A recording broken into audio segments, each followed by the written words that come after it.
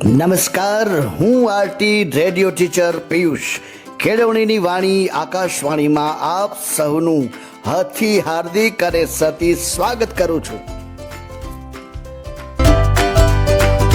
સૌ ભણે સૌ આગળ વધે. હા તો દોસ્તો, શિક્ષણથી સારા અને આદર્શ નાગરિક બનાય છે. આદર્શ નાગરિક આદર્શ રાષ્ટ્રનું નિર્માણ કરે છે અને વિશ્વમાં શાંતિ અને સલામતી જળવાઈ રહે છે. એટલે કે યુદ્ધ, હુલ્લડો, તોફાનો, હિંસા આ બધું રોકી શકાય છે. આવું આદર્શ અને મોટા માણસો કહી ગયેલ છે અને સાચું જ કહી ગયા છે. કેમ, બરાબર ને?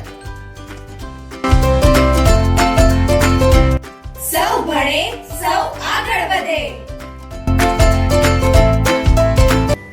અને હવે હાસ્યનો હ.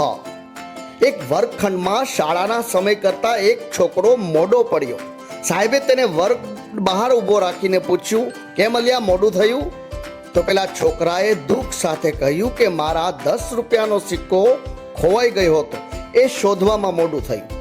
તેની પાછળ જ પેલો મસ્તીખોર મુનિયો, યાદ છે ને બધાને? એ આવ્યો અને સાહેબે તેને પણ બહાર ઊભો રાખીને પૂછ્યું, એલા મુનિયા, તું તો રખડું, સાવ કેમ મોડું થયું? તો મુનિયો બોલ્યો, સાહેબ, હું એના 10ના સિક્કા પર પગ રાખીને ઊભો હતો. સૌ ભણે સૌ આગળ વધે. અને હવે ડહાપણનો ડ.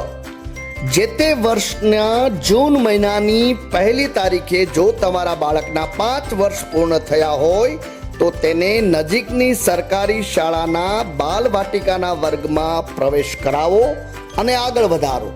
જે તે વર્ષના જૂન મહિનાની 1 તારીખે જો તમારા બાળકના 6 વર્ષ પૂર્ણ થયા હોય તો તેને નજીકની સરકારી શાળામાં ધોરણ 1માં પ્રવેશ અપાવો અને આદર્શ રાષ્ટ્રના નિર્માણમાં સહભાગી બનો.